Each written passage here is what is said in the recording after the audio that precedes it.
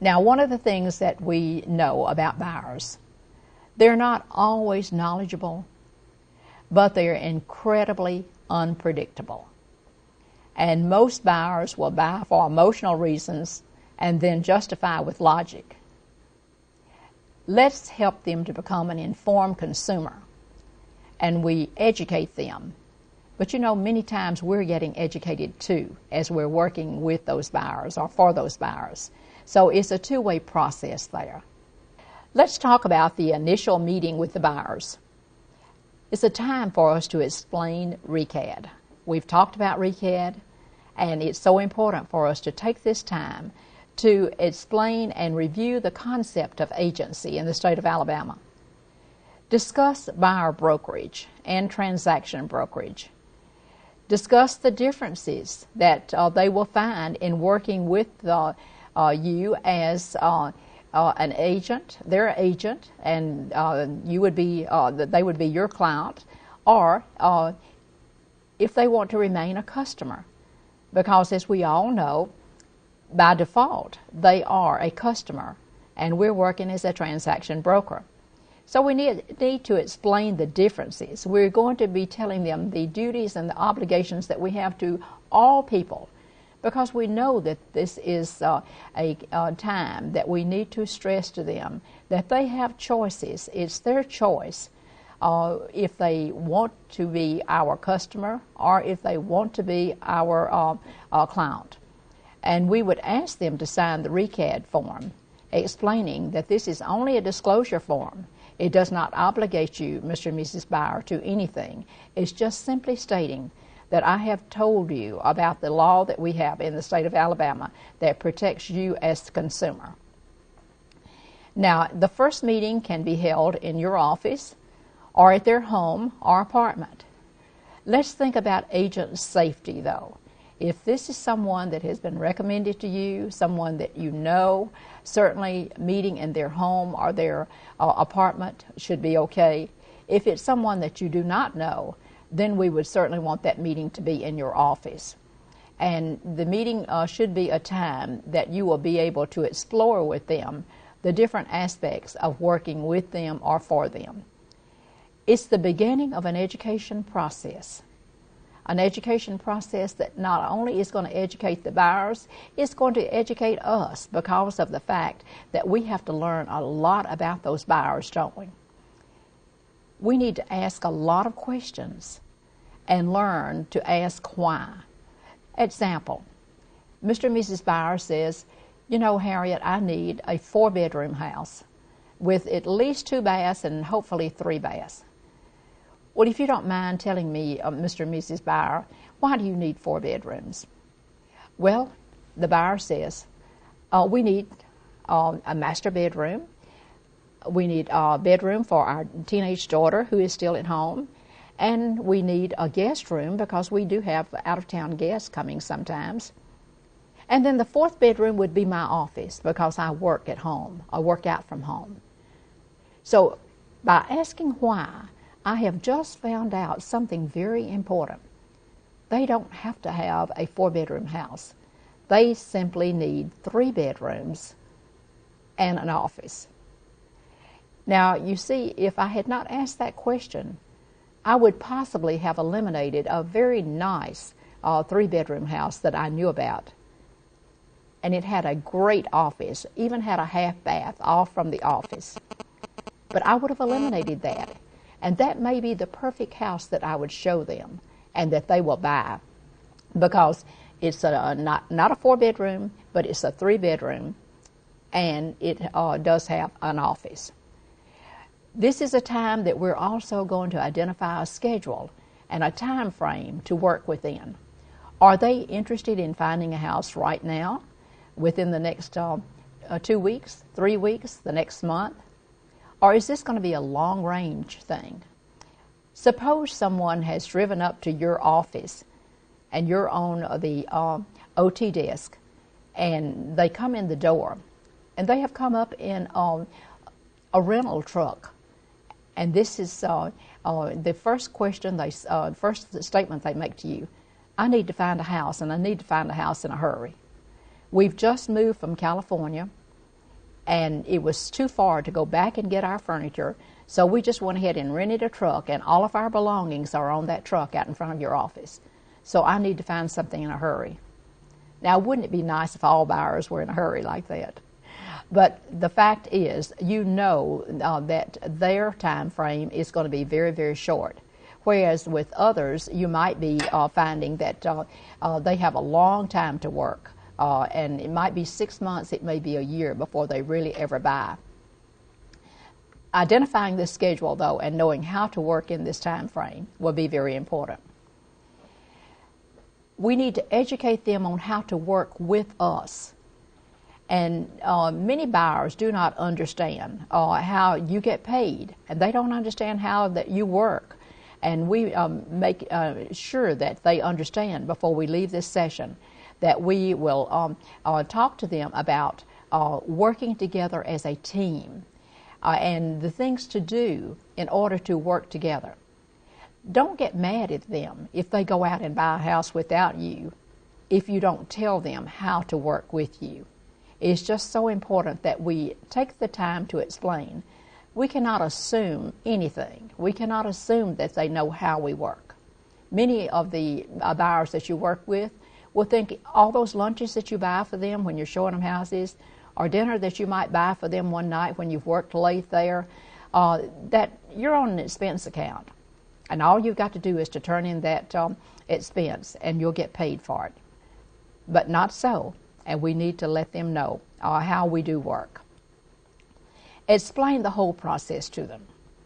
Tell them what to do when they visit an open house. Mr. and Mrs. Byram, if you're going to be visiting open houses on Sunday, let me know ahead of time, and I will be glad to go with you.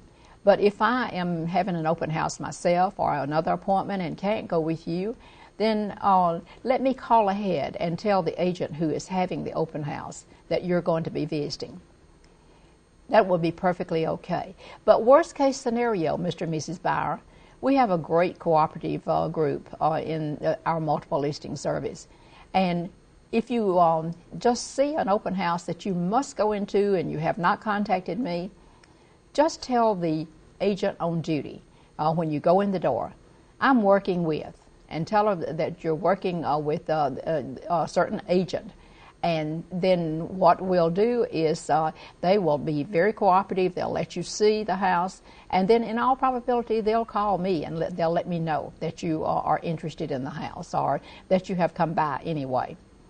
So visiting open houses is perfectly okay, but let's make sure that they understand what to do and not to take up a lot of the time of that agent that is having the open house, and then all of a sudden they drop the bombshell on the other agent and say, well, I'm working with another agent. Now, truly, the Code of Ethics does tell us that we as listing agents who are holding the house open should ask when they walk in the front door or in our course of conversation with them if they're working with another agent and if they have signed a buyer agency agreement with another agent. But sometimes that does elude the listing agent and they don't think to ask. So let's prepare the buyers to know how to handle the situation if they walk in the front door and tell the agent holding open house that they're working with you. What happens if you see an interesting for sale by owner, Mr. and Mrs. Buyer? Remember, you have asked me to work with you, and I will be happy to call that for sale by owner. Let's make sure, though, that you tell me where the property is, and then I will follow up on it, and I will be able to get that to for sale by owner to allow me to show the property. Now, you're explaining all the process to them, so you may have to go into explaining, too, that in most all cases, the for sale by owner is going to pay the selling commission there. And that would be unnatural for you to go ahead and explain that, because when they get to signing the buyer agency agreement, they're going to see that there is a provision in there about for sale by owners.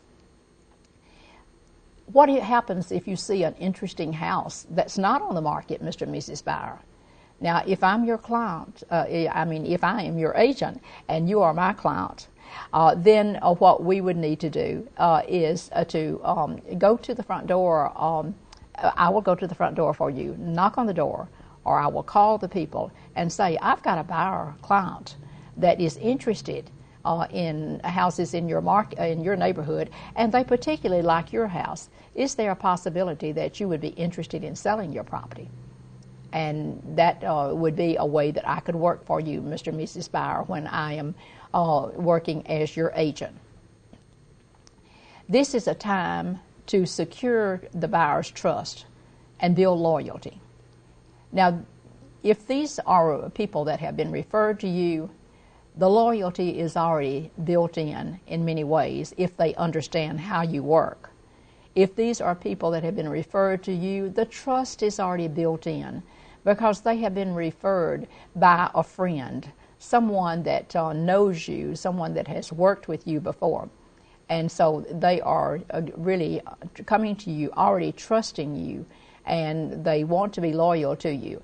However, this may be someone that you've never met before, and you will have to do a lot more to build rapport and to secure their trust and the loyalty. Prepare them for the transaction details that will occur.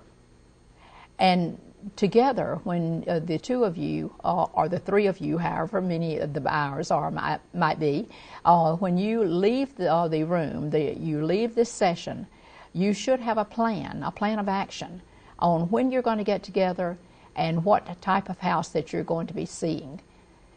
So this is a great time for you to give a buyer's presentation. Tell them how you work for them, or tell them how you will work with them. Make a plan for viewing the properties. And are they going to sign the buyer agency agreement right now? If so, how long? Think about the couple that drove up to the front of your office, the example that I gave you just a few minutes ago, and they had their furniture on the truck. Well, that buyer agency agreement that they signed right there, 30 days is going to be very adequate for you on the length of time, isn't it? Because you're going to try to find something for them that they can move into maybe next week, maybe in just a few days. If you have found a vacant house that is on the market, you can get a quick loan approval in many cases and have them moving in within a week's time anyway. But suppose that you have someone that is just going to sell next spring, when they are getting their child out of this school system and the child is going on to college, and they are in an area where they're paying very high taxes, and they say, well, I want to sell this house and then I want to buy something in the county so that I don't have such high taxes. So that buyer agency agreement is certainly going to be for a longer term. You're going to have to be the judge on that. And of course, with many of your agreements, you will have a 100% guarantee if they are not happy with you or the way that you're showing them property and that you're working for them, that they will be able to cancel that agreement, terminate that agreement with you. So you can also renew any of the buyer agency agreements if the time comes and you have not sold them a house and the agency agreement is about to expire. You certainly can extend it. In a buyer's presentation, let's think about preparing a package for them. And let's include in this package your resume, including accolades, good things that people have said about you, notes that you might have in there that would say, what a great job you did for me when you found me my house. I'm indebted to you because you did such a great job. Anything like that. Company stats. Certainly go back and give the company stats on properties that they have sold, how successful the company has been, because people need to know something about you, but they also need to know something about your company. Think about something that makes you unique and gives them the desire to want to work with you exclusively. There's a lot of agents out there, and they could have a choice of who they work with. So think about the uniqueness that you have and why they would want to work with you. assess their needs and their wants, and talk to them about and show in your presentation package how you will negotiate for them. And then also, let's go ahead and talk about the home buying process. Give some details on the loan process. Determine the timeliness of all the information too. Your plan of action that you will have, finding the right property for them in the shortest period of time and at the best price and the best terms. That's sweet music to their ears. They want to hear this. Give them all the details. And if your company has anything that would benefit them to save them time or save them money, then they're going to want to know about that too. That is, does your company have a mortgage company? Do they have a title company? Do they have a closing attorney? Do they have an insurance company? Anything that would save time or save money for buyers, they're interested in hearing about that. Now, this presentation that you're going to be giving to them is probably going to be in print for them, but you certainly could have it on your laptop and show them as you're talking with them the screens on your laptop.